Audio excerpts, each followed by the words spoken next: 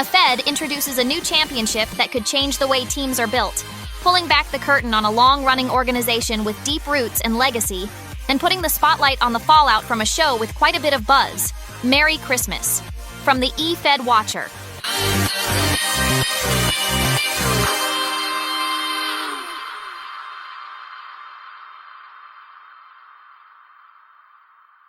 Hello everyone, my name is Ticket, and this is the eFed Watcher. For our top story, TWA Wrestling has announced that they will kick off a tournament in the new year to crown the promotion's first ever 6-person tag team champions. The tournament will feature teams of 3 competitors with no gender restrictions, and entries are set to open on New Year's Eve. This is a great move for TWA as it could create some very unexpected alliances and add a whole new layer to their tag team scene as the calendar turns to the new year.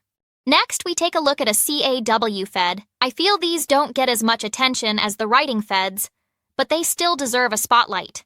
I remember covering Limitless Wrestling in the first season of the eFed Watcher, and even participated in one of their big shows, but I also noticed there weren't a lot of them around the Twixerverse. According to Max Wrestling, a CAW Fed that is considering making a return, the CAW Feds run mainly on YouTube, Twitch, or through other social media sites. This possibly explains the lack of them on Twixer, or I'm not looking in the right places. Regardless, here is one such Fed. XGWL is a long-standing pillar of the CAW world, founded in July 2007 by Extreme Tony, an owner who has remained an active in-ring competitor throughout the promotion's history. Much like the classic owner wrestlers of the past, Tony has balanced leadership and competition, while adapting XGWL to real-life demands by focusing on weekly house shows known as XGWL Live, totaling roughly 50 shows per year. The promotion's legacy is deeply personal. Extreme Tony is a 21-time world champion across a 20-year CAW career, with standout runs in CCL, Aggression Championship Wrestling, and Phoenix Pro Wrestling, including his legendary 2-belt Tony moment at CAW Inspiracy 2012. His wife Tammy, a 5-time XGWL Women's World Champion from the famed Trailer Park Crew dynasty, has also been a cornerstone of the company. That lineage continues through their daughter, Brianna Loco, who is currently rising through XGWL's official developmental system, the WCDL, or West Coast Developmental League. Across its history, XGWL has showcased a deep championship lineage spanning the Ultimate World, Professional, Cruiserweight, Tag Team, and Women's divisions, producing countless stars along the way.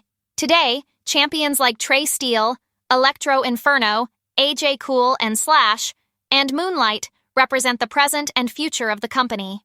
With the West Coast Developmental League feeding new talent into a promotion rich with history, XGWL continues to thrive as a family-driven, legacy-built staple of the CAW scene. Our final story takes a look at the recent event from Global Championship Wrestling known as Fever 5.17. This show had some holiday aspects and featured the debut of some pretty big names in the eFed scene. GCW Fever descended into absolute chaos from the opening bell. The night began with a disruptive and drunken Satan Claus hijacking the spotlight, only to be decisively shut down by General Manager Angelica Jones, who laid him out and restored order. That chaos set the tone for a show packed with debuts, dominance, and escalating rivalries. Dominion officially arrived with a statement, as Cara Carbajal and Trinket Carter demolished Mundo del Tigre and declared the GCW tag division their territory. Killian Oliver made a ruthless debut by dismantling Ultra Wolf, then capped the moment by powerbombing Satan Claus off the stage through tables.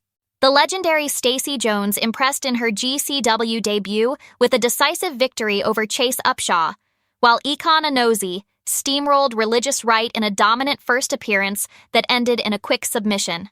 The Vision crossed a violent line against Julia Braddock, turning a hard-fought match into a brutal post-match assault that left Braddock bloodied and sent a clear warning through the locker room. Meanwhile, Kimberly Williams and Anya LeBeau continued their reign of chaos by retaining their self-declared tag titles, before Kimberly escalated matters further by abducting Aubriana Powers backstage. Rena stood tall as the new Fever champion, delivering an emotional promo about her journey and her intent to face only the best. But her celebration was darkened by ominous words from Damon Moreau, who promised to test her limits in their championship clash. The night ended fittingly in controversy, as Angelica Matthews bribed Satan Claus to secure a win in the last Grinch standing match, proving money talks in GCW. From start to finish, Fever lived up to its name by debuting new threats, cementing power players, and leaving the landscape of GCW more volatile than ever. Well, that wraps up this Christmas edition of the eFed Watcher. I hope you all enjoy a wonderful and safe holiday. And as always, you can call me Ticket, and I will call you my friends.